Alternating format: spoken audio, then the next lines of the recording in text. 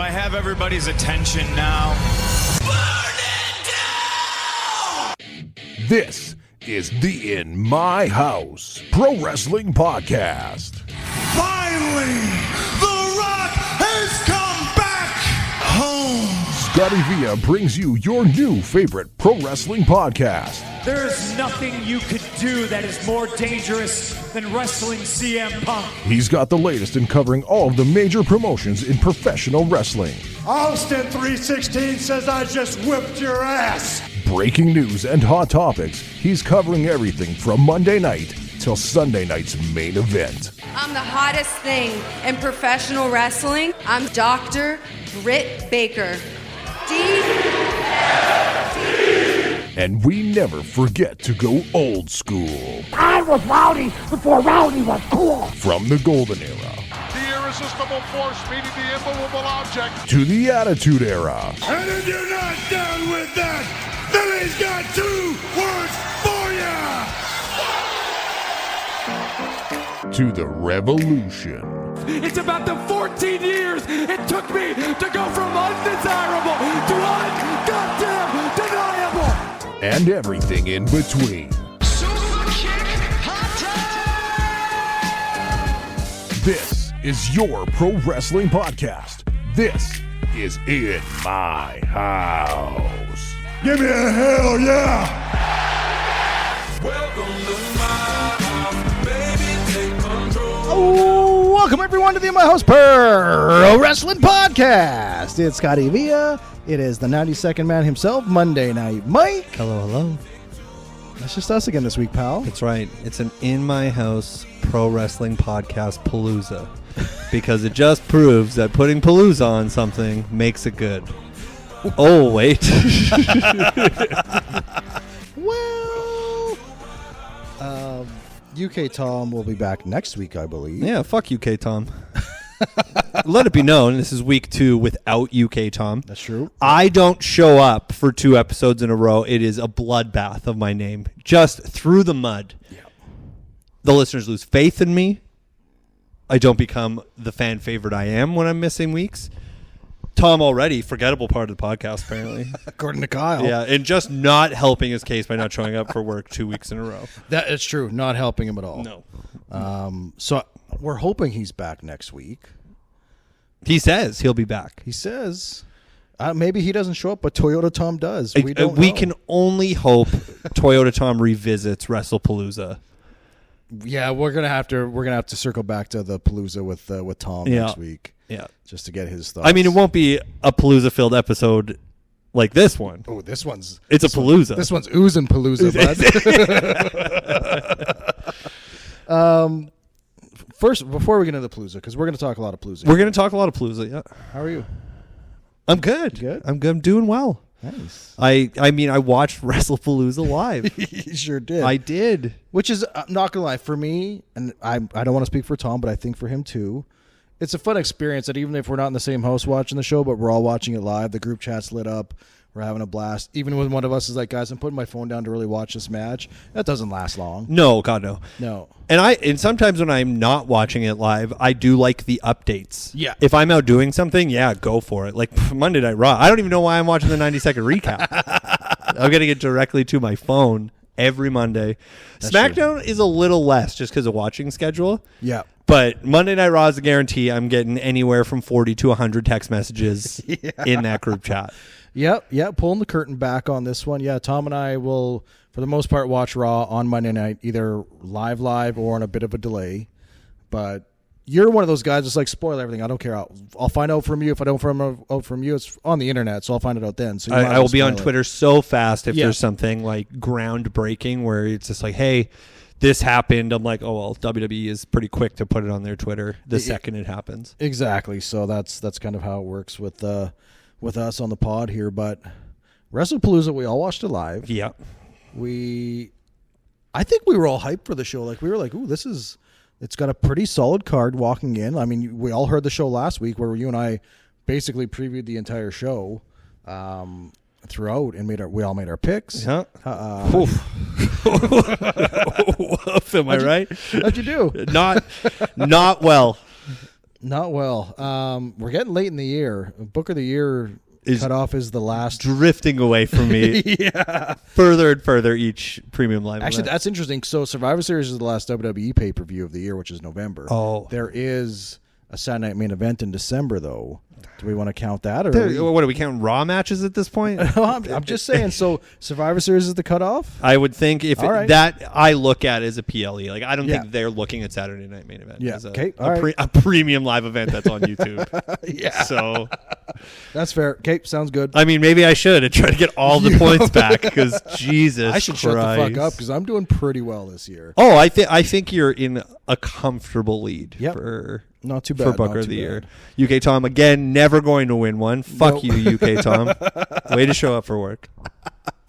So WrestlePalooza has come and gone. It was for us just on Netflix like everything else is. In the States, they made a pretty big deal of it being on ESPN for the first time, which you saw how big of a deal they took that with the opening video package, which I was like, can we wrap this up here? Like, holy smokes. Yeah, it was a pretty slow start to Yeah. WrestlePalooza. We did get a new Then Now Forever Together. Oh, well, groundbreaking stuff, Which right? almost had to do an emergency pod on that because it was real good. Tom wouldn't have shown up for that anyway. But let's get into the opening match. We found out last week, opening match, John Cena versus Brock Lesnar, The Beast versus T-shirt boy, whatever you want to fucking call him. God. Mike, legitimate goosebumps when Brock came out. When you see the size of that guy, and I don't know if it's Sure. new camera angles, a new way of his entrance kind of coming out, I fucking popped huge. I love the pro wrestler that is Brock Lesnar. There's nothing about him that makes him look or act like anybody else on the planet. Well, It's awesome. It's such an awesome yeah, thing. it was an entrance where Brock Lesnar came out. It was great. Mike, no, come on. Come on. Yeah. Don't be that guy. It was you got hyped when Brock come out. I mean, I felt the goosebumps for when the greatest pro wrestler of all time came out, John Cena. Cody main evented, so that was the main event. Guile himself. Guile himself. Yep. But we get Brock and we get Cena. We get the Cena ring announcement, and then we get the announcement of Brock Lesnar by Paul Heyman, which we saw on SmackDown where Brock and Paul's paths crossed. They shook hands, they smiled, said we should talk, and then they went away. So this is what was part of the deal. You're going to announce Brock one more time. And in my head in that moment, Mike, I'm thinking this might be it for Brock. This might be Brock's last match. We don't know it. He's just going to ride off into the sunset, but Paul announced him one more time. Because that would be a perfect ending for Brock up against what some people say is a very good wrestler in John Cena. I mean, it's not what we say on this podcast. We say the greatest pro wrestler of all time. Some people say that. Not everyone on this podcast.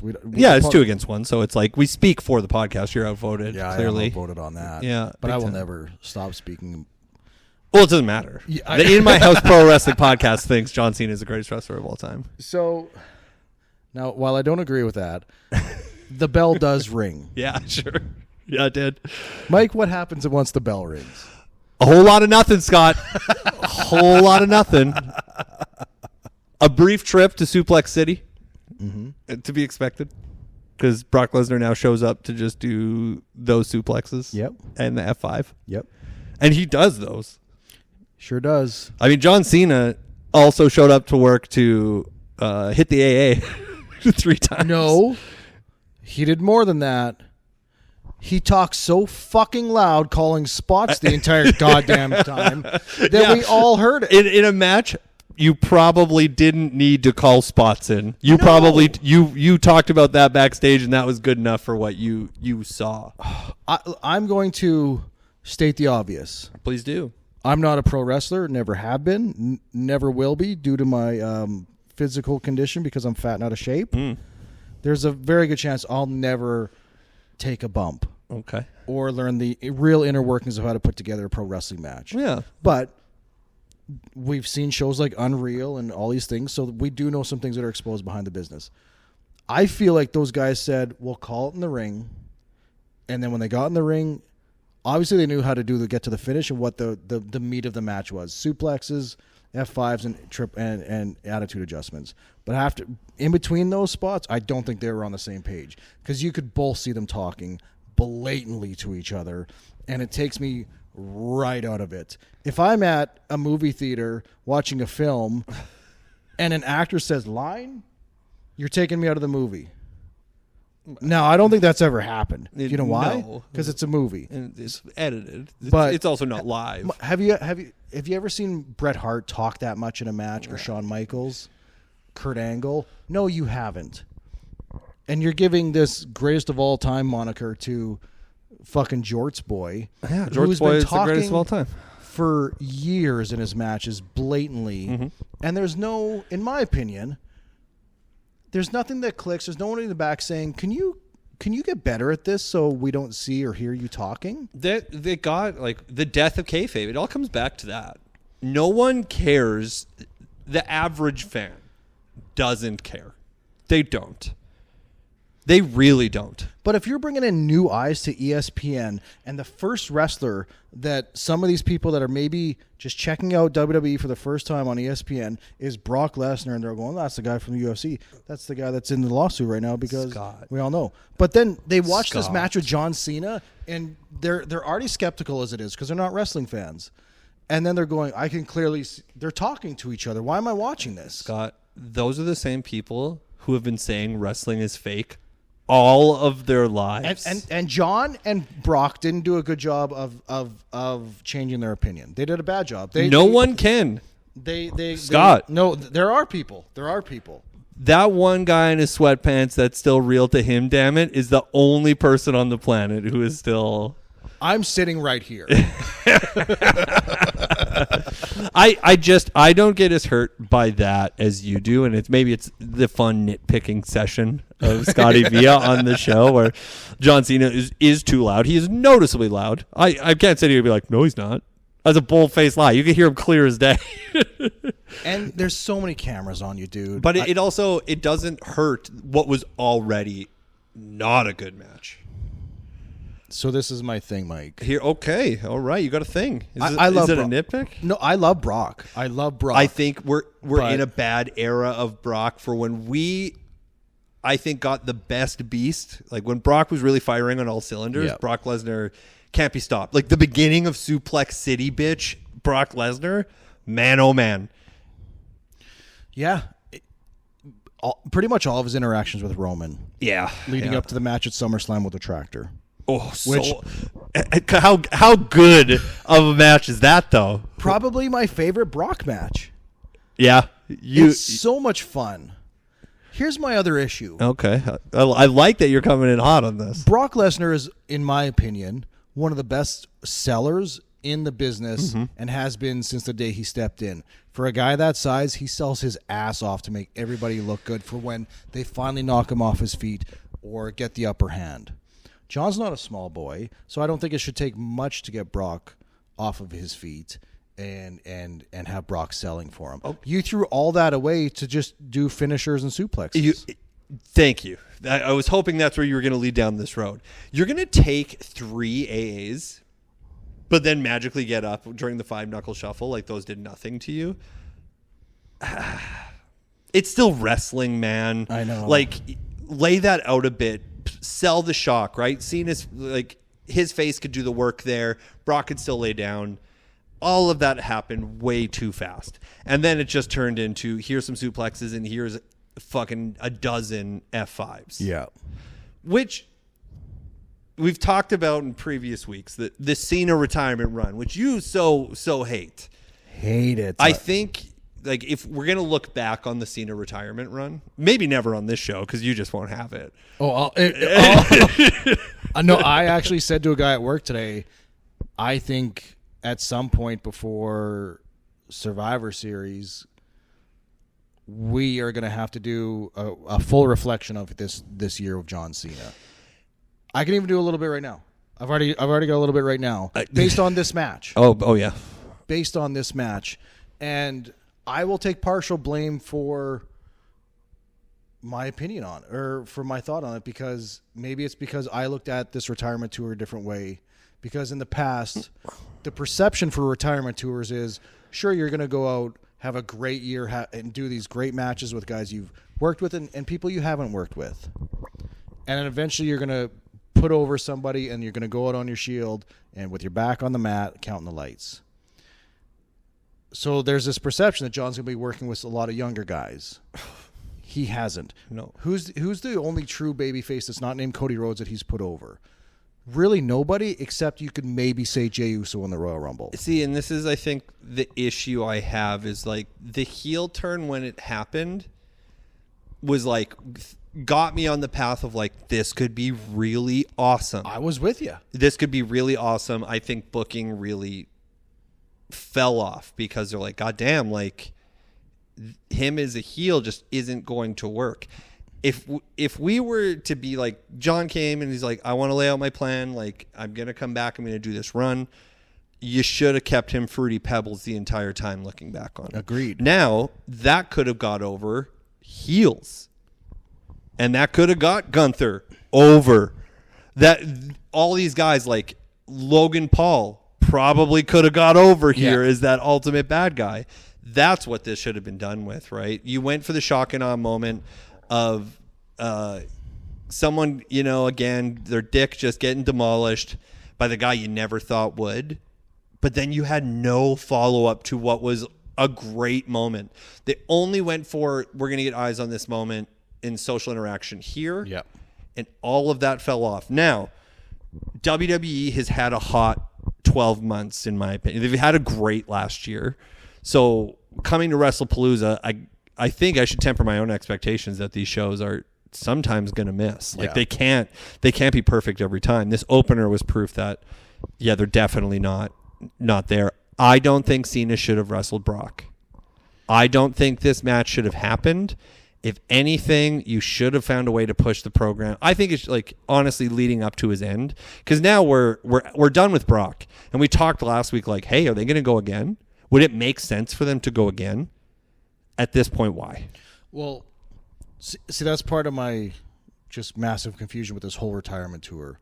Outside of Cody, Brock is the only buddy that's beaten John. Mm-hmm. What the fuck is it doing for Brock?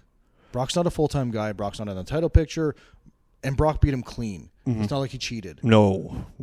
So, at what, like, John basically just has to eat shit and like it because he just lost. So, when's he done? He's got quote-unquote 5 appearances left. He's now confirmed for his next appearance, I believe, is Crown Jewel against AJ Styles. That was confirmed today. So is he in or out at Survivor Series? I believe he's in. Then there's the ultimate payoff with the Brock. Because Brock's going to join up with the Heyman crew, for sure. You're going to put Brock in War Games? Yeah. I'm buying a ticket. I'm already sold. I love it. I think it gets Cena back over there with the faces, and the faces will win at Survivor Series, which it's a good, happy way to end your run there. Yeah. Because I don't think Cena's going to lay down in that. Well, and that's, like I was saying, so now it's just been Cody and Brock that have beaten Cena. Uh-huh. He's got 5 appearances left, and I think 3 of those are matches. One's against AJ at Crown Jewel in Australia, whatever Survivor Series is, and then his last match, which I believe is a Saturday Night Main Event in Washington, D.C. in mid to late December. Well, so, like, you're not going to give another match to Brock. So if he's only got 2 matches left because the AJ takes the other one, who the fuck is he putting over in these last 2? Exactly. One, in my opinion, it's got to be Gunther. That's got to be one of them. Does it at this point? Like, I think you should have done Gunther already. Well, yeah, but Gunther's been gone since what, Mania? A little after Mania. Here's what you do, Mike. Here's what you do. You have Gunther versus Cena. Maybe it's the last match. Gunther goes over Cena. That sets up Gunther versus Brock for Mania. Ooh, we all like the idea of Gunther versus Brock. That's what we all wanted until some of these legal issues came up. Well, that was the plan, alleged plan to begin with a couple years ago. But let's get back to the match. Yeah. The match was a typical Brock Lesnar, this version of Brock Lesnar style match. Suplexes, F5s. He takes a couple finishers, kicks out, and then he goes back to an F5 and wins. And then he's out again. Who knows when we see Brock again? As much as I love Brock, I was like, fuck off. I don't. Anyone in good conscience who can come up and be like, that was awesome. I'm like, I don't think we watched the same thing. Like, I never want to say, like, everyone is entitled to their own opinion, right? Yeah, But, absolutely. like, you can't walk away and be like, that was good. Nothing about that was good. I don't actually know what it did for either guy. And this is my biggest, like, the match could have been that if it did something for someone. It did nothing for anyone. Yeah. Brock Lesnar came back and got booked like Brock Lesnar. John Cena's on the end of his career in this tour and lost to Brock Lesnar and still doesn't do anything for John. Like and now he's fighting AJ Styles. Which, I mean, like, cool for AJ. I think it's great for AJ. Oh, absolutely. They do have great chemistry together, but I mean, why have the match with Brock to begin with? If you're gonna put a loss on Cena's record for his final year, fucking give it to Logan Paul, give it to Gunther, give it to Penta, give it to somebody that Bronson Reed, fucking anybody that could really use that win. And John taking a loss doesn't hurt him ever, but It feels like they did it for moments, for engagement, instead of long-term booking. The moment Brock came back was solely for the pop and to say, look who's back. and for ESPN. Yeah, and then here we are. Yeah. With an empty opener in the John, like they're picking up pieces after the heel turn went sour. Like they basically just like erased that as fast as possible in a promo. One of the like, worst. Just it's true. I wait won't, till the end of I'm the not going to awards. sit here and argue that like the way they dissolved the heel run of John Cena was good, but I don't put that on John Cena because at that point you have writers in the back and you have your booking committee who just really dropped the ball. Yep. And yeah, you're gonna see John in these high profile matches because rightfully so. This is John Cena's retirement tour. He means a lot to the WWE. I could give a fuck what you want to say about John Cena. His presence was in an era where you were coming after the Attitude Era, and you had to do something different, and he did. I 100% agree. He's the right guy at the right time. They needed to get away from the rated mature. They needed another Hulk Hogan-esque venture to reset wrestling, essentially. You'd already basically gone as far as you could with what you could do on broadcast television when it comes to the Attitude Era. The Ruthless Aggression Era did fine, but it wasn't the Attitude Era, so that's where there was thing. I've always agreed that you needed to reset wrestling, and Vince and John did that. You made it PG again. You made it so families could literally watch it every Monday night. But outside of that, I just not a John Cena guy. Sure. He was not my guy. But I'll never deny that it needed to happen. 100%.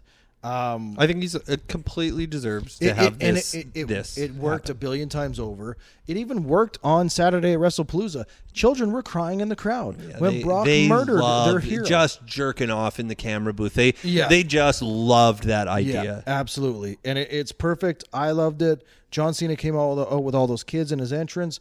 I wanted Brock to F5 all of them. Yeah, you made that very clear immediately. But for what the hype was of WrestlePalooza, because I feel like they hyped it very well to the point I was like, this is going to be another major event. This is awesome. Well, it's got Palooza in the name. Exactly. I'm a big Palooza guy. You're a huge Palooza. From what I found out over the last couple of weeks is you're a big Palooza guy. Big Palooza guy over here. Yeah. But you laid an egg in that opening match, and you set the tone for the night. Unfortunately, yeah, it did. But for our next match, yes, the Braun Bronze versus the Usos isn't awful. It was up and down. Like there was peaks and valleys in this match. The peaks were really, really good. I liked a lot of, I guess, like the hardcore style stuff. The valleys were not good. There was some lulls in that match where I was like, oh, come on, guys. This is a pay-per-view. This is a PLE. This isn't Raw in like a commercial break. Let's fucking get going here. I think that's going to be a common trend when we keep talking about WrestlePalooza is the Raw part of it. Also, we ate the ad breaks during a premium live event. So that's fucking wild, but whatever. Yeah. I mean, we didn't eat the ad breaks. We just we'll return Well, that's the part that's got to be changed on Netflix. You can give me a video package. Don't give me this. We'll be back in 3 minutes with the same bip bop bip song. Fuck right off. Yeah, that song's bad. Anytime anybody in my household hears that, they're like, "Can you mute the TV?" I'm like, "Yeah, sorry, I'm a little late on that." Yeah. You're like, yeah, because it's going to go for 3.5 minutes. Yeah, awful. Highlights? Obviously the winner. The booking is right there. I said it in the group chat. I will now say it on the podcast. Having Bronson Reed win the match, get the pin with his finish, in my opinion, was perfect. We all know Braun Breaker's the next big thing. For sure. That's how they're pushing it. Bronson Reed needed this, in my opinion. I feel like he's been kind of the lackey that's always getting the Superman punch or the spear, fucking whatever. He needed this victory. He got it. The Tsunami's an awesome finisher. Mm-hmm. It looks great. It sounds great. You need to keep Bronson Reed a monster within the vision and as a top heel that's working main events on Monday Night Raw. The Usos, it's awesome that they're back. I'm glad they took the loss. I'm glad they ate it. It adds a little bit more tension with the Usos, as we saw on Monday night. It might have got cut out for your 90-second viewing, but there's definitely tension there with the Usos. And I liked that kind of came into the match a little bit. Sure, they were firing on all cylinders for the most part, but there were some moments where it was, all right, fucking, what are we doing here? What are we doing here, guys? We're Usos. We're the Bloodline. And that chemistry wasn't completely there. So I don't know if it cost them, but they took the loss. Jey Uso busted himself open. Fuck. Doesn't know how to hold onto a chair properly. How about that? Out of nowhere, too. Like, all of a sudden, Jey Uso is just leaking until we see the replay. And they're like, God damn it, dude. You've been in this business long enough. You know that chair's going to bounce back. Come on. I mean, I love it. He was leaking so much. Tell me about your main event status, you fucking jobber. The other best part of that match, and I'm sorry, it's not really wrestling related when it comes to moves or anything, but the angle of Jimmy Uso in the corner that was through the table, and Jimmy falls down, and then the table just kind of folds over him is the funniest fucking thing. If you haven't seen it, go. Yeah, we get some joys out of like the non-wrestling moments, that's right. For sure. But this match was what it was. It was a tag team match that I felt I could have got on Raw, and it didn't feel like it was elevated to a pay-per-view level. What do you think? Well, I do agree that it did feel like a television match, but it was also, I don't know why anyone needed a break after John Cena and Brock Lesnar. I don't think anyone was gassed after watching that thing. But lucky for us, there was real wrestling to be had on WrestlePalooza, and it happened next. It was Stephanie Vacour and Io Sky. So this match starts, and the group chat lights up like, this is it. This is the match we're all hyped for and waiting for. And you're right. It didn't disappoint. Io Sky and Stephanie Vacour. Further goddamn proof that there is women in that locker room that are doing the job better than any man. Yep. And this is more proof to that. This is a hell of a match. Io Sky could just be overall wrestler of the year. It's trending that way, and it's not even kind of close in some areas. I just don't think so. It's what a talent. Here's my thing, though, that I hate. Okay. What do you hate? It's not her. I hate that the crowd hasn't, like, the second her music hits, the crowd's not on their feet losing their mind. They kind of build that pop throughout her matches with her moves and her fighting spirit, which is great. The fighting spirit. I watch a lot of New Japan. I mean, he's still subscribed. No comment on that. But it bothers me because as soon as I hear her music, I'm like, fuck yeah, here we go. But those live crowds, it's just not quite there yet. I'm not saying it's going to be real level because the place goes fucking nuts when you hear This Is My Brutality. She's a main event over superstar. Yeah. Io isn't there, and it's not the wrestling. In my opinion, it's not even the promos. It's maybe the presentation where there's not a hard-hitting beat at the beginning of the music or an awesome way to start her entrance to get people fired up. Because everything else works for me. I don't think it's the promos. I don't think it's her broken English or speaking in Japanese. It's definitely not her work in the ring. It's definitely not her work in the ring. Let's be honest, Mike. It's fucking Def Rebel's fault. Let's not give UK Tom. But that's it. I think there's something I'll wrong. speak for UK Tom in saying that, like, he literally just told us how much he loves Def Rebel. He's taking it all back. He said his Spotify playlist is all of the hot Def Rebel songs. All the ones he has talked about in the past, he's learned to love. He's been kayfabing you all. Yeah, he loves Def Rebel. Yeah. He has a Def Rebel shirt. Show up for work, you fuck. You know what? I don't know what it is, but I don't think Stephanie Vacour has that appeal either. And I think they're hoping the championship. By the way, we'll get right to it. Stephanie won. Heartbreaking for my picks. Palooza. I think we all picked Io. I really did think it was going to be Io. So did I. But I think I was picking with my heart on this one because Shut up. No, I was because I hate when wrestlers get rushed right to the world championship. Bothers me. I fucking hate it. So why do we think that Stephanie got the strap here? Like, what do you think the reasoning is? I have to Monday morning quarterback it because I saw how things played out on Raw with Io. Of course, yeah. So I think that they're going in a direction where it's Rhea and Io versus Asuka and Kairi. And Which then that fucking A. Dude, You know? that the Asuka versus Rhea match on Raw should have main evented a pay-per-view. It was fucking awesome. But I think that opens the door for somebody else to come in and challenge Stephanie to give more women an opportunity, whether that's a returning Liv Morgan or Roxanne Perez or Natty or whoever it's going to be. Maybe Becky, maybe whoever it is. So I think they're it's just. You know what? You're on such a roll there. And then I know. said I'm Becky, so sorry. And I was like, oh, I'm God. so sorry. But I just think they're opening up more opportunities to get more women on the show. Sure, I'll believe that when I see it. So that's just what I think. But that's because I had help of seeing Raw. Yeah, But and I think that they're just trying to grab, like, this is a hot new star. She's the next big thing in the women's division on Raw. Let's hotshot her and hope for the best. It rarely works out in my opinion. I'm with you because I also think it's kind of bad. Like, TV time is what's going to get you over. Being on the fucking show gets you over. Like, not necessarily having the title. Those days are long gone. Those days are long gone. I agree. There is an aspect of the championship could make the rest. Like, Cody's woe is going to keep him over, title or not. Yeah. Like, don't kid yourself. No, Like, absolutely not. but It's the perfect presentation. consistency of being on television is what helps you. That's when the fans know who you are.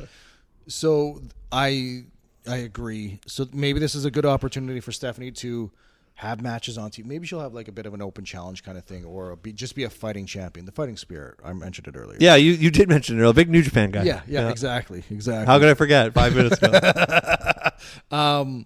Maybe it opens it up to her being a fighting champion, defending it more against whoever wants to come and challenge her. But then you've got Io and Rhea and Asuka and Kairi in separate segments doing their own thing, but still within that, Rhea and Io going, when we're done with this, I get Stephanie next. No, I get Stephanie next. It builds stories and bridges. But you always have stories to tell, right? Like, Yeah. I just wonder too. I'm like, is it like a global presence by having a Stephanie Vacour? Because I think if you had Io being champion in that Japan show, like, yeah, they are going to Tokyo. yeah, like there is these things that I question why. I'm not mad at Stephanie having the title. I just don't get why. I am why now? I'm with you there. They're to me, and I've said it a million times. I think I've already said it on this podcast. When you hotshot somebody, I'm like, cool. I don't have to invest in that. Like when the Motor City Machine Guns won the tag team titles on their first or second night on SmackDown in WWE, they lose them a month later. I'm like, well, I don't have to watch them try to fight to get the one thing that they've been waiting 20 years for. They've already done it. Now what? I haven't heard of the Motor City Machine Guns in months. It sounds very familiar to another promotion and how they like to do things. It does, doesn't it? Just go on All Out and say it, Mike. Just All Out. Yeah, that's right. Like the company we were champions for, like the turning point, right? Because it's like clearly we're going through the peaks and valleys, as, Yes. as you're one to say here just moments ago. We were so high on AEW because they were an alternative. They were doing something different. But that different wore thin because the excitement wasn't just enough. That style of wrestling just wasn't enough. Then you get stuff like in WWE where they're just like, we're going to cook and we're going to let this bloodline storyline. We're going to try this long-term storytelling, and it's going to mean something. And you're like, sweet, that's gone. That is right out the window. Yeah. Well, with AEW, it was too much too fast. And Sure. I get that they had to do that to keep their TV audience and keep the diehards, plus try to bring in casual fans, or like people that are like, what the fuck is AEW? Oh, it's Chris Jericho versus Dean Ambrose. Cool. Awesome. Oh, they're doing a hardcore match? Awesome. With WWE, where I feel they dropped the ball with what you said, is they figured out long-term storytelling really works with the bloodline, but they didn't do it with anybody else that much. Yeah. And now that's what I was hyped for, because I've said it in past episodes. You proved to me that I can trust you with a really good story, and I just keep needing to pay attention and keep watching because I'm going to get an awesome payoff. And now we've kind of fallen out of that. Now we just get, oh, Cody won the championship back at SummerSlam.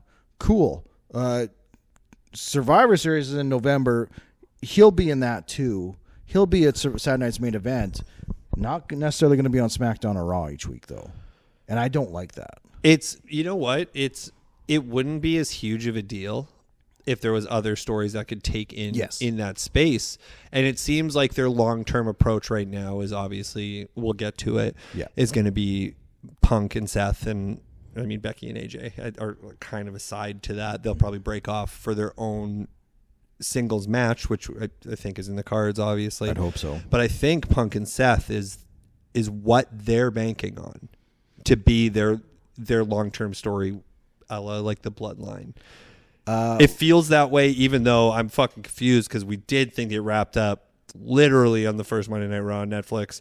Really thought that was the fucking payoff of that, but no. So I'm somewhat in agreement with you, but I'm not. Okay. I don't think that this stretches until Mania next year.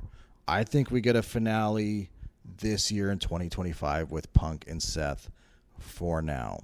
I think when it comes to Mania next year in Vegas, we are getting Roman versus Seth. I think that's a great build match for a WrestleMania. I do. I really do. The story's there. It's been teased. It's been back and forth for years. Sure, they've had matches and stuff like that, but this incarnation of Roman versus this incarnation of Seth, and I think it wasn't too long after WrestleMania where they had a face-off, or maybe it was even just a look, or maybe it was like some schmoz after match. I can't remember what it was, but they planted that seed to the point where it's like that. I need to see that match. I'm more worried that you get to Survivor Series and you have all those guys standing across from one another. You have Punk staring down Seth. You have Roman staring down Brock.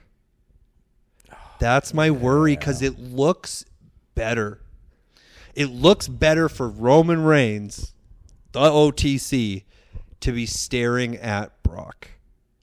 Yeah. Unless they're going to have Cena be the one who's staring down Brock, which if you are, your payoff better be John is going to beat Brock Lesnar at some point in a singles match. Then that would be his own. Yeah, it'd have to like be. That. It's weird because like we're looking too far ahead and we're getting away from the incredible women's wrestling that we were talking about. Yeah, we'll get back to but we will get back to those. But this women's match, going back to Io and Stephanie, is further proof. Like the shit I talk on WWE where it's just like, here's Evolution, then fuck you. How can you keep saying fuck you to these women when they come out and they tear the house down like they did? Just incredible chemistry. Work rate is unbelievable. But then it's kind of like, well, it's done now. Stephanie's got the title. I agree. Well, I even got pissed off on Raw this week because it was just Stephanie in the ring with Adam Pearce, and he's just congratulating her. And it's we just get a promo. Was she segment. speaking her first language? Wrestling? That's right. Yeah. And I tune into follow-up shows to see where the story goes. If it's a promo segment, cool, whatever. But I felt like this just fell flat. Like, to me, I'm just like, come on, give me something more. She spoke well in English. She spoke well in Spanish, I believe it was. And it was great. Her dad was there. At some point, I'm thinking her dad's probably going to get beat up and taken out because they keep showing him on TV. He walked into the building with her and all that stuff. The return of Tito Santana to come in. But I'm 100% with you. I don't think there's anybody that would be against you on this. The women have proved more than enough that they could carry half the show and the men can carry half the show. Evolution is the best WWE pay-per-view of the year. It is. It's hands down the best wrestling show they put on in 2025. Well, fucking even NXT proves it every week. NXT is, for the most part, usually dominated by women's matches and women's stories. It's because they have the better crop of talent in between them and the men right now. I truly believe that. Oh, they 100% do. Yeah. And like the fact that the main roster isn't mirroring that on both shows, Raw and SmackDown, is wild to me. It just is. I feel like it's really odd that we've kind of fallen back into like, the women get one, maybe two segments, and then that's it. Because that's how it used to be back at the Attitude Era. For sure. You know, it's just like, come on, like let's go on. But these women proved it. I'll even throw into on Raw, Rhea and Asuka more than proved it with that match as well. You give them the fucking time and you set up the matches for success. Let's get real. There is some talent back there where you're like, oh, they're going to have a good match. Yeah. Yeah. So I hate so much that this comes up on the pod as much as it does. I agree. But they have yet to prove me wrong in how they book this shit. I know. I was just going to say, I hate the fact that I'm feeling the way I did after Evolution because now I'm super hopeful and now I'm pumped. I'm like, and I can't wait to see what happens. I'm very invested in this Asuka, Kyrie, Io, Rhea story, and I'm very invested to see who's going to step up to Stephanie because we haven't seen a lot of her on the main roster. I didn't see a lot of her on the Indies and New Japan. She made a quick appearance in AEW as well. I saw her in NXT. She's had killer matches. Cool. I'm watching an awesome wrestler who has a great look, has a great character, and can fucking crush it. Proved it on WrestlePalooza, one of the biggest Palooza pay-per-views of all time. The only Palooza event going. I want to see what happens next. Don't keep her off TV and out of the ring for the next 3 weeks. Don't fucking do it. Scott, what did I say on our recap show of Evolution? And I've said it every week since. Hope you guys had fun, but fuck off. Yeah. Like, how could you not learn this? It was so loud. No social following was just like, this was bad. Everyone loved it. Everybody loved it. Yeah. And I'm just saying, too, I'm like, at this point, you can balance it out because if what you're going to give me to open the show is John Cena versus Brock Lesnar style matches, no fucking thanks. Yeah. Like, no thanks. And this hurts the most because where this match is, there's more fucking show. And guess what? Nothing else lived up to what we saw in that match. Nothing. I can tell you for sure because next up we got everyone's favorite couples. The world's favorite couple. We got CM Punk and AJ Lee versus Becky Lynch and Seth Rollins. Whew. Did not like this.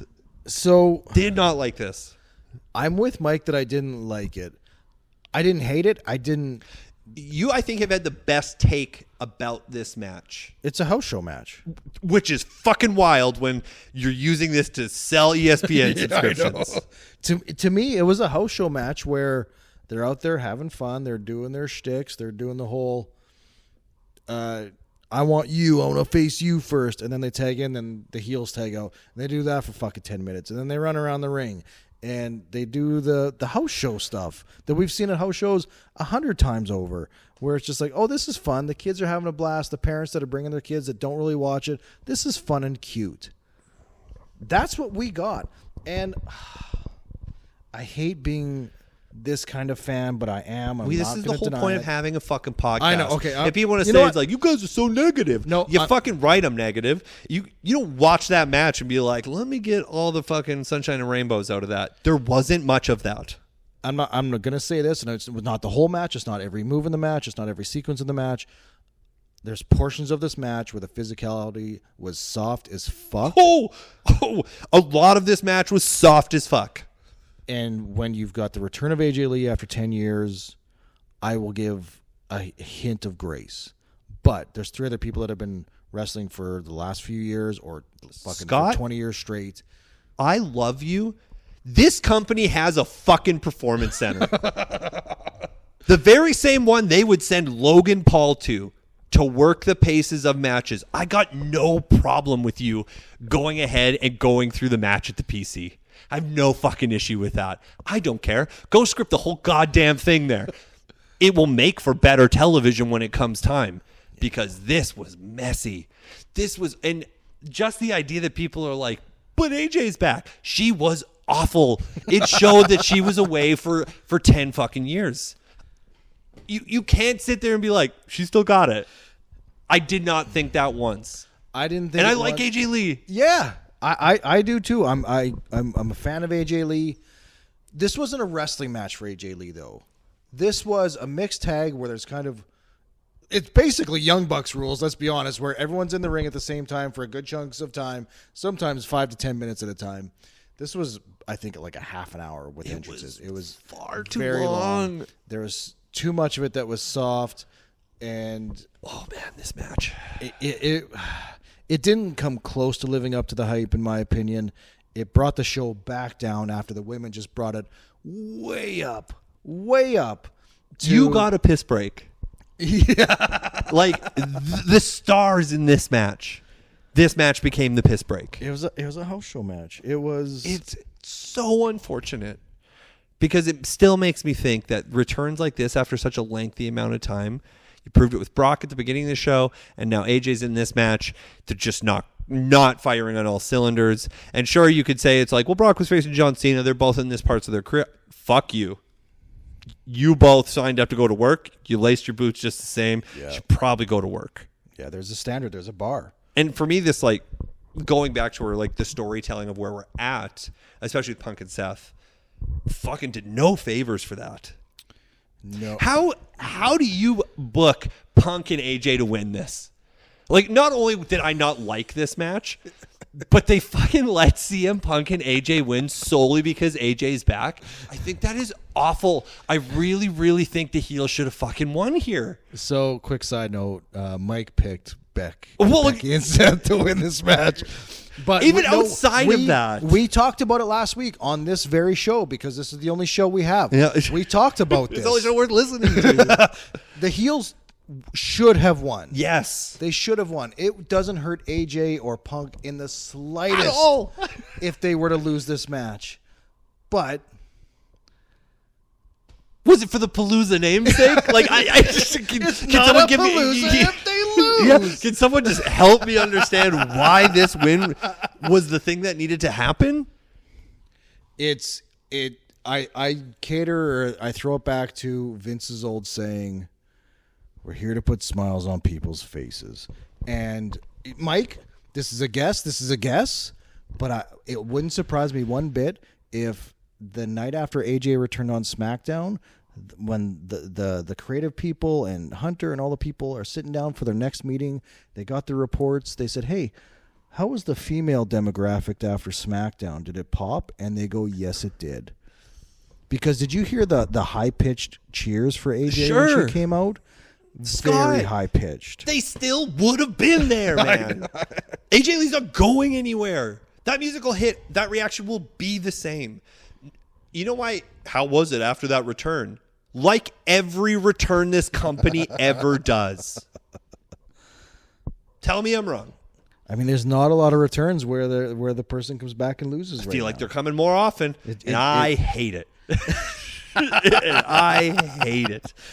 You watch these two women go at it. Granted, everyone in the pod, or our listeners of this very pod, know we hate Becky Lynch. Yes. we are not nice about it. I think Becky Lynch is not great in ring.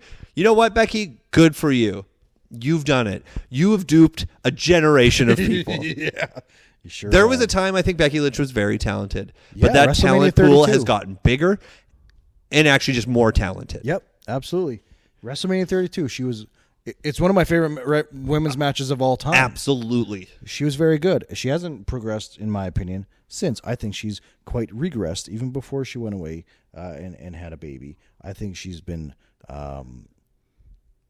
She's I don't know, flatline, stalemated, whatever you want to call it. I can't think of the word right now, but she's reached her peak, and that's it. That's the height that she's going to go with when it comes to her character, her in-ring work, because now she's just a caricature. She is a cartoon.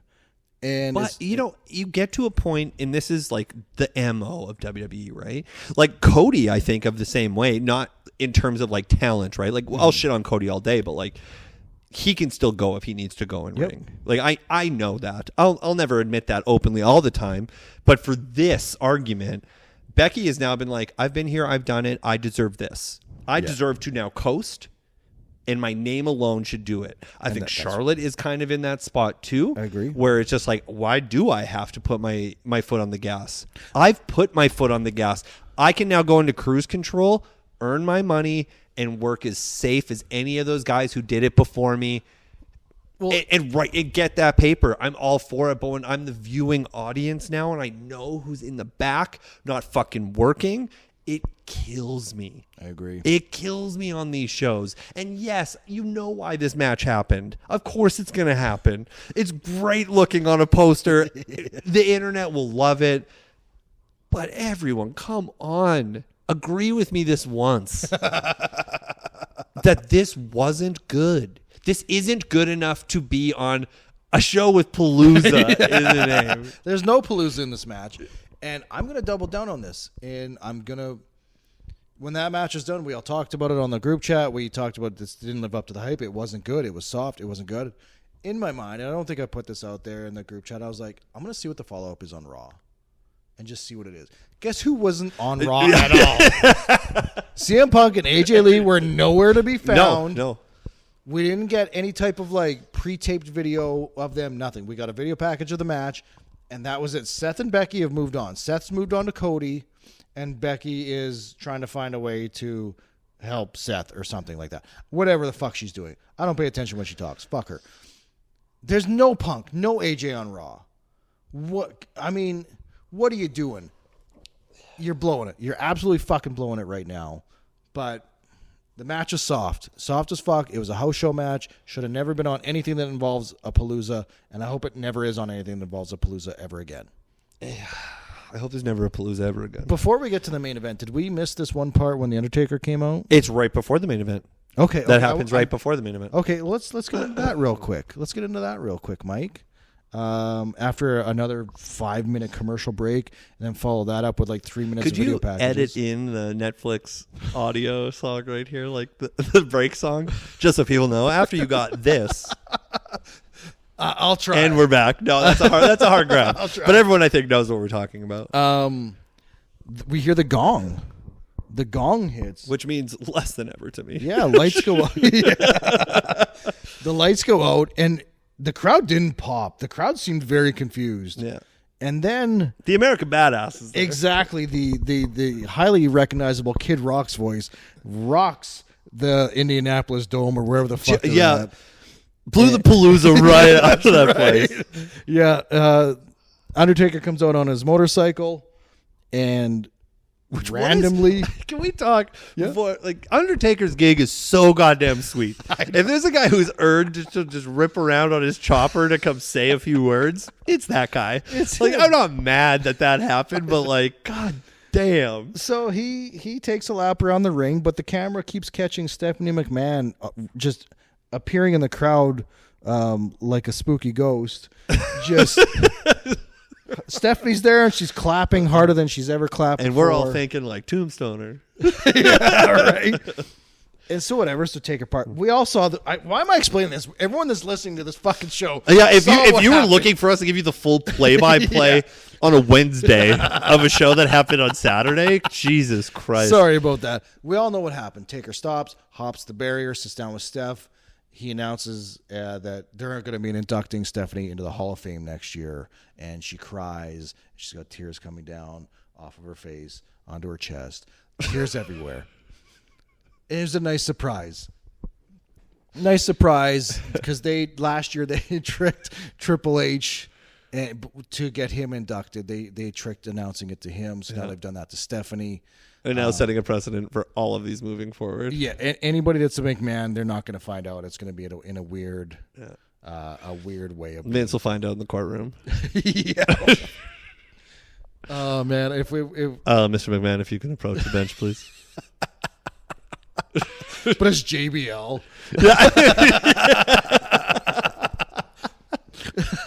Huge. It's pop. JBL and Biggie. Yeah, and Biggie. Yeah, but a nice little moment for Stephanie. She's going in, and there's no denying when she was a heel character, she was very good at her job. I'm not going to sit and argue the point that Stephanie McMahon doesn't deserve to be in the Hall of Fame. My favorite thing on the internet right now is they've released a T-shirt of Stephanie McMahon Hall of Fame, and on the back it's got like her accolades, like she was a women's champion, she was general manager of SmackDown, also host of like various podcasts, and people like, you can't put a podcast host on a Hall of Fame T-shirt. You know what? What the fuck are you I doing? hope if we get inducted to the Hall of Fame, the In My House Pro Wrestling podcast is the only thing on the back of the T-shirt.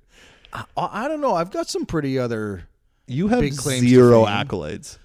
Oh, I'm sorry. Did anyone else invent the Scotty Via special? Did anyone else think of putting Burger King's chicken fries on a Burger King double This cheeseburger? is gonna be like UK Tom wants 2 juices and a shaky thing on the shirt. Like, what are we doing? Oh, man. Prince Albert refused to take a photo with me. I mean, we're talking accolades we have. Tyler Breeze hugged me. That's true. If anything, I put myself on him. Like, I forced that. CM Punk pointed at me. Yeah. I could do that too. I could do that. Scotty doesn't too. even love Pepsi. I was a Pepsi kid growing up. Oh. We never had Coca-Cola in our house. It was always Pepsi. Loser. And you were a Coke house. Yeah, big time. No, Coca-Cola but now, house. You know what? Now to get back to my parents, just buying Pepsi. Really? Oh, it's travesty. So now you guys are getting into the Monday Night Mike lore. Coca-Cola house always stocked to the brim. Always Coca-Cola. Now they're going to the store, they're buying Pepsi. Now, in the summertime, my parents have a pool. That's right. I'm one of those kids.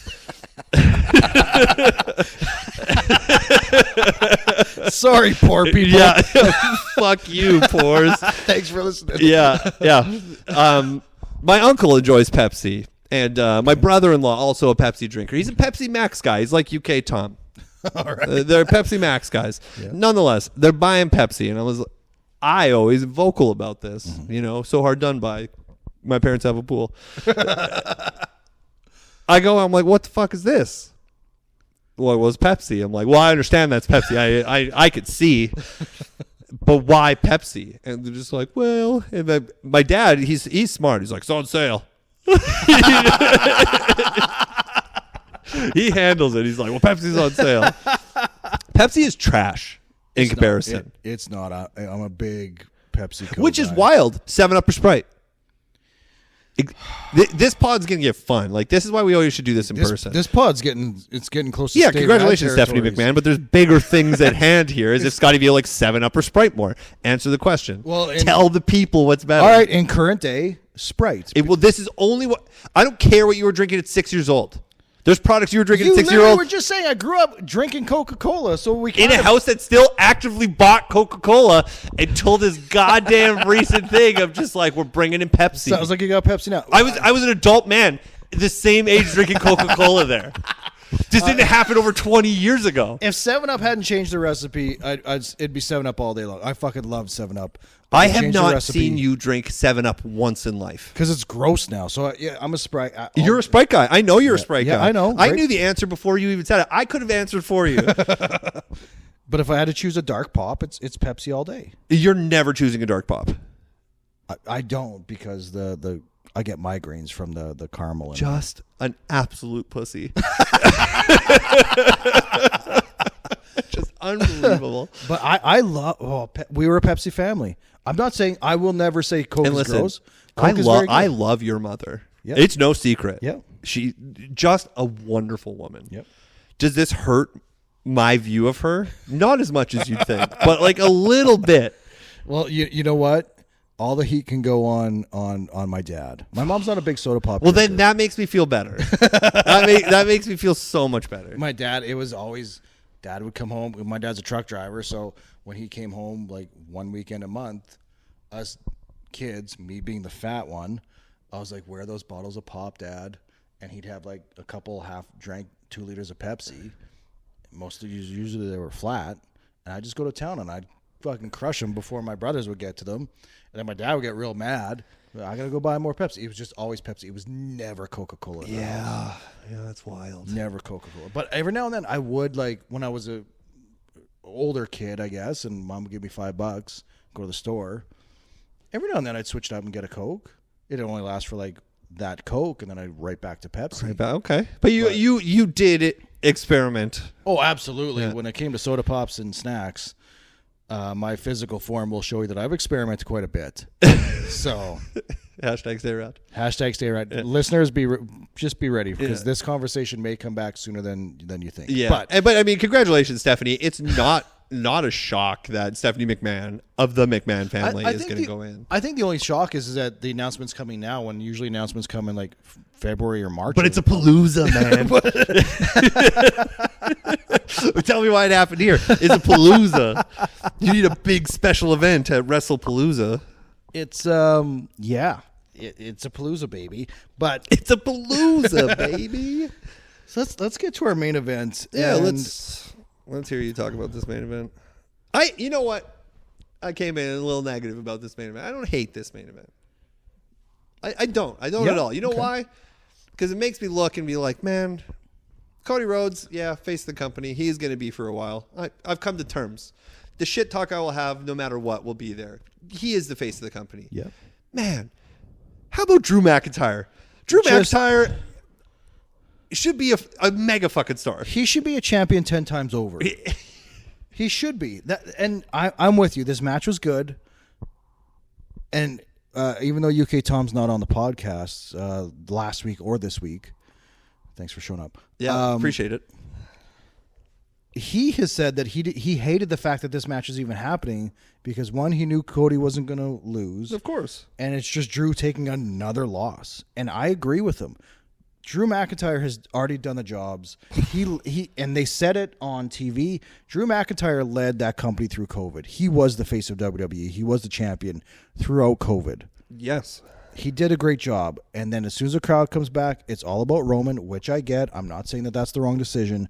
But Drew basically got pushed to the side, which in essence breeded this heel character that we fucking love now. Just love. Arguably the best work he's done. But outside of him winning the world championship at WrestleMania 40 for 5 minutes before the cash-in happens. Which also got into a great fucking program. Yeah. Like, him losing there doesn't hurt the Drew McIntyre of now because he was firing on all cylinders. Mostly social media. Yeah. With that Punk stuff. And it led to an incredible Hell in a Cell. Like an incredible match. Oh, yeah, that's right, too. Like, that led to, like, awesome things. And then I even liked him and Logan as a team. Yeah. Like, I was just like, this could be something. I'm happy it's not now because I'm like, Drew McIntyre needs to be a goddamn star. Yep. And unfortunately, that means he has to have a belt. Like, at this point, he's a guy now where you're like, we should probably put a belt on this guy. He's a top heel. That's not part-time. He's there every fucking week, being the top heel, being a shit disturber, but also the guy that could make a babyface back down. Drew can cower too. He can be a chicken shit heel at times too. But Drew has done everything with his look, his stature, his matches, his mic work that he can be that top heel that people should be chasing for the champion. He should be a champion for a fucking year and a half before he drops that title. He's truly like the mountain heel, right? Yeah. Like it's a battle to beat Drew. And he doesn't, like, he's going to whoop your ass. Yeah. Like, he could be booked like Brock. I completely agree. But here's the thing. But he's too busy losing to Cody at WrestlePalooza. Brock has a sword just tattooed on his chest. That's right, yeah. Drew carries a sword but can't really use Could actually cut someone with it. Exactly, Yeah. which is too dangerous, so we can't give him the title. Yeah. It's too dangerous. If you want... Tattoo that on yourself, Drew. Tattoo And you it know on. what? Maybe that's what you need. Big cock sword on you. But I agree. How stoked are you that Cody was back and got that victory? Look, Was the adrenaline? There was so much adrenaline in not just my soul, Yeah. every part of my body. I had to put a towel over me. I bet. I was happy to have Cody back. I hated the fact that he had to leave for like 5 weeks to go shoot a movie. I get it. That's the world we're in now, where these big stars are in wrestling are getting movie roles and have to disappear. I hate the fact that he was a champion when it happened. It really bugs me. Comes back, has a really good match, but I thought the finish was lame. I thought it was lackluster. Sure. I think if you're going to beat Drew, and sure, you can have him beat it clean, but I also thought that there was aspects of this match that were soft as fuck. Yeah, unfortunately, like when we look at, I think we should know now too. We are so lenient on the Fed because it is the Fed style, right? Agreed. Like we don't get as much wildness as like you watch an AEW where you're like, that guy is probably hurt. Yes. You know, like they're laying it in a way that is to their brand because that's what they have. Yeah. WWE is just like, these are stars. They're cartoon characters. Yep. So it's like I didn't hate this match. The no build, obviously. Heard it. I mean, yeah, it's Cody though. The Palooza fans seem to love it. Look, I think probably you, maybe a handful of others probably don't know this. Okay. But for the second year in a row, Cody has been ranked number one PWI's top 500 wrestlers. Of course I didn't know that. Number one. He's only one of 4 men to ever be back-to-back number one ranked pro wrestler in the world. Who's that number 2? You want to know who's number 2? I do. It's fucking awful. John Moxley. John Moxley, number 2. He's the number 2 wrestler in the world. Huh. Who was the top 5? Do you remember? Get that top 5 up. I got that top 5 up. Because Give me listen, 1 second. we could sit here and ramble on about another Cody match, which this was. The thing we want to get across is that Drew McIntyre deserves to be a goddamn star in this company. Oh, you got the list? Do you want the top 10? You know what? Give me the top 10. Okay, so you here's know what? 10. Let's do this first. Before you give me the top 10, Okay, yeah. we're going to close out WrestlePalooza. Yeah. Because we've gotten sidetracked over sodas. It's just, when we're in person, we ramble, which is fine. Which is great. We're not an airtight. It's another long episode for people. They should be so grateful. Megasode. Yeah, fuck you. Thanks for listening. I think WrestlePalooza is a bad way to get people onto ESPN. Go ahead in the comments, as always, tell me why I'm wrong. Or am I just stupid thinking that this should have been more than what it was? Like, should I now realize where it's like, do I start calling everything that is not SummerSlam, WrestleMania, Survivor Series a proper B show? And I have to let it go because that's what they have to be. Yeah. I don't think it is because you only do 12 of these. Yeah, 12 to 13. Yeah, so these are obviously special shows. And one of you guys might have said it in the group chat. It might have been UK Tom. Who? He used to work here. Oh, okay. Hoping he shows up next week or it's going to be a meeting. Yeah. This felt like a Saturday night's main event. It felt with the amount of commercial breaks. Yeah. And then video packages. That was UK Tom. Sure, we got lengthy matches, and the women stole the show with a lengthy match. I think their match was about 20 minutes. Awesome, great. And on Saturday Night Main Events, we're basically getting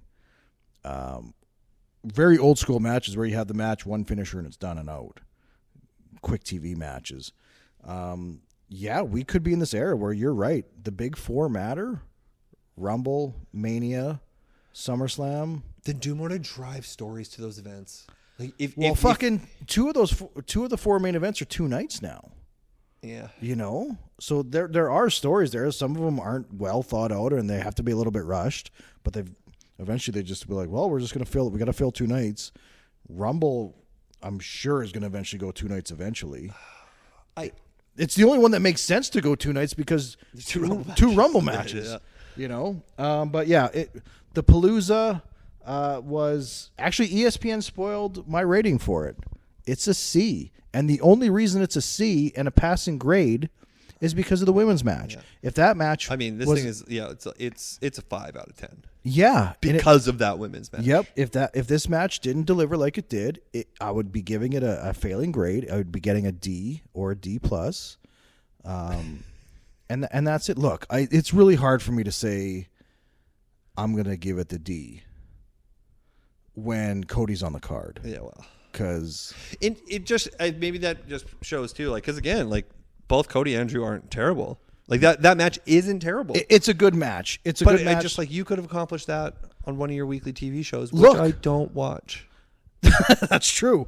And look, massive Cody fan here. If you weren't following the In My House Pod Twitter account, because I was kind of live tweeting a little bit, specifically during this match, there were 3 Cody cutters. One of them was a super cutter. I popped for each one. I stood up each time. My towel fell off. That's right. My towel fell off popping each time to a Cody cutter. Oh yeah, popping all right. That's right. I wish I had Santos Escobar's number. I would have just been like, "Look, motherfucker, that's how you take it." But this was not it. It was a fine match. I didn't like the ending. I just didn't like the way the ending was planned out. I just didn't think that was enough to beat Drew. Because I have Drew on this high pedestal. Look at the fuck guy. He's his own beast. But WrestlePalooza is in the books. I think you just could have just called the show Wrestle. There's no Palooza involved. WWE presents Wrestle. The fact that ESPN gave it a C as well and put that on their website, and this is the first event on ESPN, is wild to me. I also love it. They're not going to fucking kiss their ass just because they're in this deal for pay-per-views. Everyone's on the internet too much. You can't do that anymore. You can't be in the pocket and then noticeably be so. Yeah. They'd be like, WrestlePalooza was an A. They're like, fuck you. Your comment section would explode. Exactly. So save yourself that grief, right? Like, come at it with a real angle. It doesn't matter. Like, people who are going to watch this programming only have that place to go in the United States, so you're fine to say it was a C. WWE brass is going to be like, guys, I saw that was a C. Vince would do shit like that. Yeah. The internet's too big a part of everything now where you can't. Yeah. But anyway. Agreed. WrestlePalooza, far from a Palooza in my opinion. This show, much more of a Palooza. Tell all your friends. And here we go. Scotty Villa's got the PWI top 10 because I don't need to hear, 500 guys? It's 500 guys. I don't know. Who, by the way, quick, massive shout out. Oh, God. Give me 1 second. Massive shout out. Michael Allen Richard Clark, who we've seen wrestle here in Saskatchewan many times at Reaper Wrestling, Ringside Wrestling, CWE. We've seen Michael Allen Richard Clark work a ton in our area. And he made the list. He even got his picture in there, which is great. 340, which is, in my opinion, fucking awesome. He's not like, sitting in the upper 400s and stuff like that. He's 340. He's there. He does not care for me. But that sentiment is shared. But huge props and huge congrats. Of course. You love Clark. to see someone do great like that. I love that. But he didn't make the top 10. Always next year, pal. Maybe add a few more push-ups. I don't know. Yeah. I mean, top 10. Here's 10. I'm going to go 10 through 1. Yeah, of course. Number 10 is Will Ospreay. Okay. Number 9 is Mystico. Settle down. I know you're getting worked up. Number 8 is Seth Rollins. Okay. 7 is Swerve Strickland. I'm going to ask you to I love that. Yeah. Swerve had a great year. It's a hell of a talent. Number 6 is main event Jey Uso. What? What? Oh. All right, keep going. This is not worth me making this pod any longer. But number 5, Hiroki Goto. Okay. New Japan champion for quite a while. He beat up Zack Sabre Jr. quite a bit. Number 4, Hangman Adam Page. Yeah. Number 3, Gunther. Oh, love that. 2, Jon Moxley. 1, the American Nightmare, the WWE champion, Cody Rhodes, star of Street Fighter, the movie. There's your top 10. I'm baffled that Jey Uso's in there. Me too. I'm baffled that Will Ospreay is at 10 when in my opinion, he probably should have been in the top 5 easily, if not top 3. I know he didn't get any world championships, but him and Swerve had probably the best matches from this year at this time last year compared to now. Insane matches. Man. So Hangman, I think, makes sense. I'm happy with Hangman. Yeah, absolutely. Especially because a lot of his stuff in the last year or so was storytelling, not necessarily leading to big matches. Yeah. He had big matches, then he wasn't on TV every week working unless it was him burning down Swerve's house and then apologizing about it later.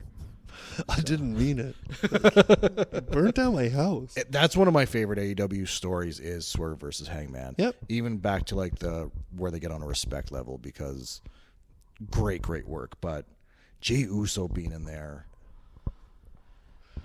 Tell me where those votes came from.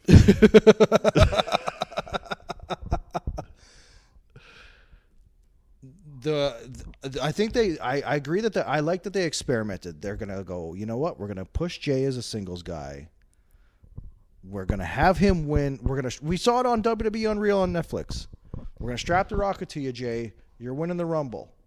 You're going on to main event WrestleMania, which they did. They're going on to fight Gunther for the world title at WrestleMania. It didn't work. No. And the work wasn't very good. And I'll tell you, I love, and I told you so. I fucking live for it. Yep. Never was on board. Haven't been the whole time. Knew this was going to be the outcome. Bring those Usos back together proper. Get them back in the old gear. Let's go. That's baffling to me. If you want to put them in like maybe the top 20, and this is just men, by the way. I don't believe women are involved in this top 500. Yeah, they also get burned, hey? Yeah. Much like a WWE show. They get their own list, but I think it's like the top 150 or 200 for the women. I'm baffled that Jay's in the top 10 at 6. He almost made top 5. Is it based on hype alone for the most part? Or TV time? TV time must be a huge part of their decision making because he's on TV every week. Every week. Why not? The Yeet is a movement. The entrance. There's not a lot of wrestlers where the fans are chanting, "Do the entrance again," and then they do it again where they restart it. You don't like it. I don't mind it. It's fine for me. I like it. The crowd's having fun. Kids are yeeting all over the place. It's a great time. They're having fun. Day one-ish. Nonsense. Oos? Yeah, just not. Oos? Also, the Usos calling everybody Oos, always confusing to me. To this day. It's like, you feel me, Oos? And I'm like, you can't just say that to him. I'm curious about some names like Kevin Owens and Sami Zayn, AJ Styles, Drew McIntyre. Drew didn't make the top 10. Roman's not in the top 10. So a quiet year for Roman. Yeah, in a way, every year now is since COVID, right? Good for him. Which I will never complain about Roman being part-time. I won't. Because when he's on my TV, it works. It makes sense. It works. Does it suck that he has these great stories and great feuds and then he's gone for a couple months? For my viewing and entertainment, yes. But I know it's for his health because he's not 100% healthy. He's still battling leukemia and he will for the rest of his life. And they're taking care of him, which is fine. He's still a massive. He's put his face of the time company. in to earn that. Agreed. That I guy, think Cody going to shoot that movie. I'm like, a little soon, bud. A little soon. That's what Roman's doing right now. He's one of the Street Fighters. Yeah. I don't know which He's one. Akuma. Oh, really? Goddamn right. Actually, one of the names that Hiroki Goto is E Honda. Love that. In Street Fighter. I mean, it's really coming down to that box office battle. So yeah, if this thing's like a Borderlands craziness type movie, it's not going to go well. I mean, I don't see how it can't be. Street Fighter is fucking wild. I know. 50 Cent is Balrog. Or not Balrog. No, he's what's the name? Come on now, you're blowing it. I am blowing it. You're the gamer guy That's here. my thing. Oh my god. Oh man, I'll talk because Mike is embarrassed edited right in now. for me so I don't look like such a scrub. I'm actually not going to on this one. Hey, a quick question. It is Balrog. I was right. Get the fuck out of here. Can I name this episode? Absolutely. You know what? Yeah, you can. Okay. I want it to be called Thank You, Brock. I immediately regret. Immediately regret letting you name the episode. Why? As much as I thought that match was dog shit and I didn't want that match I feel this at is all. a bad look for us. I do not endorse this episode's name. You're going to kill me in the fun fact anyway, so what the fuck does it matter? Well, maybe UK Tom's still getting killed. It's not going to happen. Not. I assume UK Tom gave this podcast 7 out of 10 because it's wrestling. He liked it. And he likes wrestling. He liked it. Yeah. I was still happy that Brock won. You're just happy Brock came out I was. of Gorilla, and you're like, there he is. You're like, yeah, Scott, there he is. Yeah. There is the same Brock Lesnar. We got the same Brock Yeah. Lesnar. And somehow, this grown man, Pepsi guy, loved Brock Lesnar's performance. I'm a Brock guy. Thank you, Brock. Yeah. Have you put any thought into the title yet? Because I've been thinking It was going to be Palooza related. Like, you may as well have said it should be Brock-a-Palooza. Even then, that's not great. But something Palooza related. I'm not gonna lie. I didn't think of anything Palooza related, but that is a really good point. So, listeners, you'll already know what the title is because you clicked on it to play this podcast. But I might revoke my thank you, Brock. Which is fun for the listening audience where they got to this part of the pod to be like, well, we know what it is already. I clicked on. Maybe some people aren't even reading them. That would be interesting if let us know on the socials. I feel like we get a lot of traction when like Toyota Tom shows up to work. Yeah. And he gives us some clips where it's just like, well, that's the title of the episode. Yeah. Because sometimes I bet people are listening because of those episodes where we Yep. quite literally use something from the episode as the title. That's true. Sometimes we don't. Sometimes Scotty, when I'm away from work and it's the end of the fucking world and I'm getting buried on the goddamn show, he names the episodes. And sorry, guys, he also forgets to put in the tags for the episodes. It's a click box. It's in there. It's just the only 3 options you could pick is wrestling, entertainment, and comedy. It's the only 3 things you actually can check because we've already preset those. He also doesn't put the explicit content on there. That never gets checked. He'll also struggles with how I number the episodes for how they list, but it's okay. He does his best because he is the producer extraordinaire. He can't have it all. He is once he gets the episode recorded, he's in the lab. He's doing all the edits he hates to fucking do. But go ahead and get it up on the internet for you guys. It is a disaster. First of all, fuck you for exposing all that. Okay. Second of all, I will admit, yeah, I need a bit of a tutorial. Maybe a one-on-one tutorial. When Just look at the whole page. Just look at the whole website page. What do you mean? What do you mean tutorial? Like, anyone? Sometimes I wish I could just be a video podcast so I could show everyone what RSS.com is. That's right. It's a very popular podcast hosting. It is insane to me. It does this. Insert audio file, which he gets. He absolutely nails it because he's carving together these incredible episodes for you. He's putting his blood, sweat, and tears into editing and throwing up the pod. So that's the first thing you do. There's a box there. It says insert audio. To the right of that, in another big square, it's where you insert the photo, which also, got to give more credit to Scotty Villa. Give him his flowers time before I cut him down a little bit. Thank you. He creates these incredible images for our podcast. It's no longer just the In My House logo, which is also great. Scotty Villa putting in that work to get our images. I'm opening up Canva every week. Yeah, and you know what? He gets it in there. He even knows to slide the slider to make sure the image fits in the entire box. Yeah. He's got that part down. After that is where you put the episode title. After that is where it starts going downhill. And then for your pal, he gets Scotty the Villa. episode title in. Not always the best, but he's getting one in there. Then he's getting the write-up in. Not a bad guy for the write-up. Scotty V is pretty good at the write-up. After that is where things get tricky. Because that's about where he stops looking at. I don't know if it's his laptop. Kids are on the internet. I don't know what happens. But this is where we've had some backstage segments, some interviews in the pod. So the numbering is different. Yeah, that's true. Our episode count for the RSS feed is always one higher. So if it's episode 136 for the listing, it's going to be episode 137. Yes. Because of these other shows. Okay. He'll forget all of this. He'll never listen back to this tutorial. I'm glad all of you, the listeners, are listening. You've got to find this so engaging. So you get that in. Then you're thinking, that's got to be it. Dead wrong. There's still more website there. That is where you put in the tags For those who aren't the faithful, thank you to all the faithful listeners.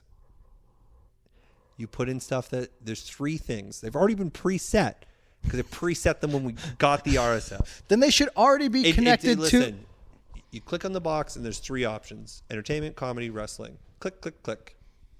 Then they're up there. And the last one, this one's crucial, especially for those who are thinking like, I've got kids, they like wrestling. Well, we didn't tell you that the episode was explicit. Spoiler alert, they're always explicit. Yeah, that's. If they ever caught a Toyota Tom episode and we get an angry mother contacting the pod, you guys had some words. That one guy from the UK was just cutting families apart. And my son listened to that. He is saying cunt all the time now. I don't want that on my head. And that would go right to me. They're like, hey, we'll have to talk to our guy who puts up the episodes. That's my bad. That's me. Yeah. That's me. Not only being everyone's favorite host on the In My House Pro Wrestling podcast. I'm the guy who makes it so it gets to your ears. But I can't do that without Scotty Villa. Or UK Tom, as much as he's not here. It really is a collaborative effort. Oh, look at how you baby-faced right at the end. You know what? You got to turn it around every God time. Still, damn. fuck you, Tom. Way to show up for work. Over here trying to say everything's collaborative. You're not even here. 2 weeks in a row. Question for our fans of the week. Will UK Tom be back on next week's episode? He's saying yes. He says yes, but I don't know. Because he's been off from work because he's got family visiting, doing his thing. Which must be nice. It must be amazing. I bet it is. She probably brought him snacks from overseas. Oh, yeah. He posted those immediately. Yeah. He probably got some Wembley tumblers. There it is. Something like that. Yeah. My favorite is when Scotty assumes he knows what's happening in any other place other than Canada. It's great. Yeah. Yeah. What do you got there? Oh, these are me bloody owls. One of those. And he's not sharing, which is fine. He has shared his snacks with us. I will be. Yes, he has shared. We can't bury him that. He's shared. He has not many, shared. because much like you, he's a portly fellow. That's true. There was the one snack he gave us. I think it was like a gummy like bunny or something like that. I haven't stopped thinking about it. It was so goddamn good. You know what? He may have more. He may might share, have more. but he may listen back to the last 2 weeks' episodes and immediately change his mind. But yeah, I think he will be back. But there could be the whole when he gets back to work, just gets crushed with work, and he just doesn't have time. Maybe when he gets crushed with work or he's irritated, it's best for the pod. That is true. That's when the Toyota It's like comes out. when Toyota Tom comes out.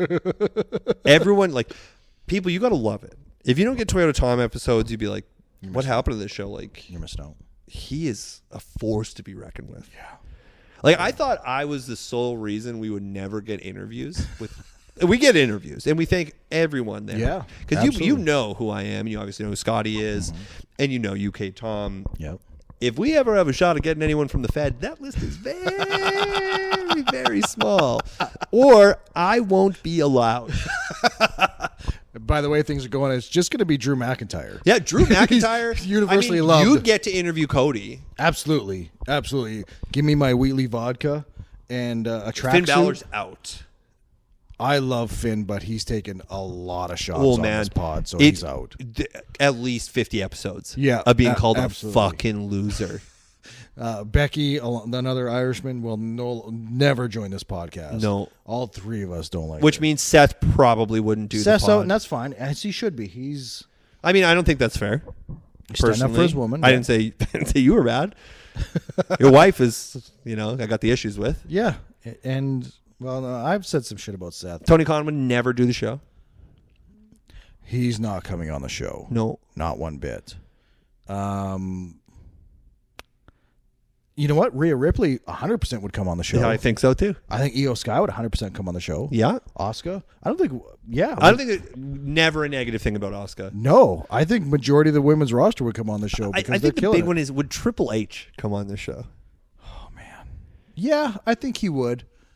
I'm going to say yes because I think he'd be like, I need to set these boys straight, but they're from the era.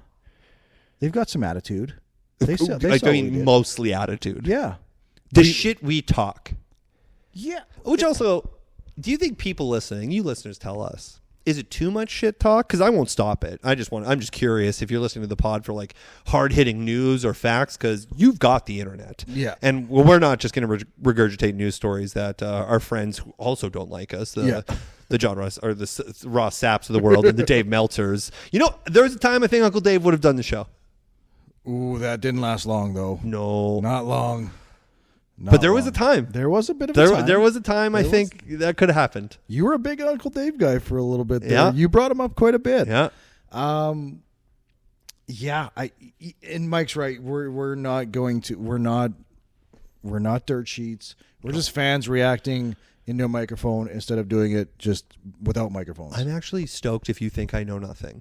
Yeah. I will be okay and sleep just fine at night. We're like, Monday Night Mike doesn't know a lot, and he's gone through a lot of names. It was simpler times when the pod started, guys. Right? It was simpler times. Yeah. So, some of my favorite radio shows and podcasts, sure, I tune in because initially it's the content, but eventually I just like the guys, and I like hearing them interact because I know that they're friends, and it's fun for me, and it's entertainment. And I feel like that's what this show has turned into. I mean, Jesus Christ, we talked about Pepsi versus Coke for 20 minutes. Oh, man, people should be stoked on these episodes. The in-person episodes are... Yeah. We're not tied down by the time limit. Yeah, we usually do it over Zoom. I'm not paying for fucking Zoom. I pay for RRS feeds. I'm not paying for Zoom. And I'd also say, too, I'm like, I think it's better for the listener when they're airtight, right? But I think, like... Yep. But we have had comments of people being like, you need to make your show longer. And we've gotten that when we're at wrestling shows, being like, I need more than 35 minutes. Or whatever I guess you're right, because you're getting 35 minutes a week. Yep. I mean, the guys love an emergency pod. I'm right without emergency pods. I think we've done a good job of filtering them to be impactful. For sure. I think it's nice, too, if it's a topic that you and Tom do it. Yeah, I'm fine to not be on the emergency. Yeah, pod. and it's if it's something we're passionate about and we don't want to wait till the pod, whether it's reviewing a wrestling show or if it's just something breaking. I mean, when the Vince McMahon news broke back in the day, because you broke that news to me, when Vince up and retired out of nowhere, I left work. I was in the middle of sitting at my desk, hacking away at an email. And my buddy Mike calls, and I just answer the phone, and I don't think there was a hello or anything. It was like, Vince McMahon just retired. I got up and left the building. I cut laps around the building, and it's a glass building. People are like, what are you doing? And I'm just like, I'll be back. Vince McMahon just retired. What the fuck do I do? Yeah. my day is turned upside down. Exactly. So it's emergency pods will come when they're warranted. There may be times where Tom and I, or Mike and I, or Mike and Tom just want to talk wrestling, and it may not be an emergency pod. It might be a small package. We've done a couple of those too. Might be some fun features, but emergency pods, I agree. I think we filter them to be like, oh, this is so big, we have to talk about it now, and that's what they'll be in the future.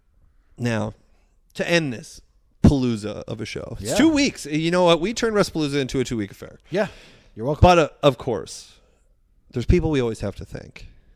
You know what? We've been thankless lately. We have been. We have been. Very selfish lately. Big thanks to our friends at Caravan Curio and Collectibles. Absolutely. For always supporting the In My House Pro Wrestling Podcast show.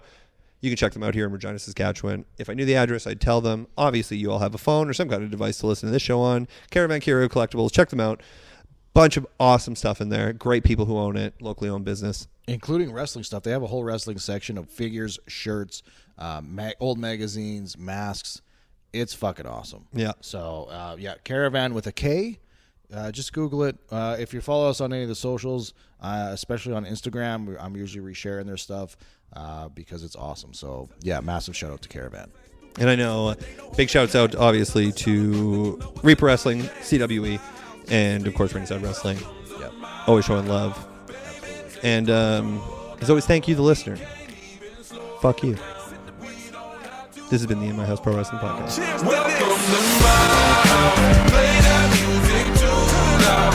Show me what you do now. We don't have to go out. Welcome to my house. Welcome to my house. Welcome to my house. It's my house. Yowie wowie.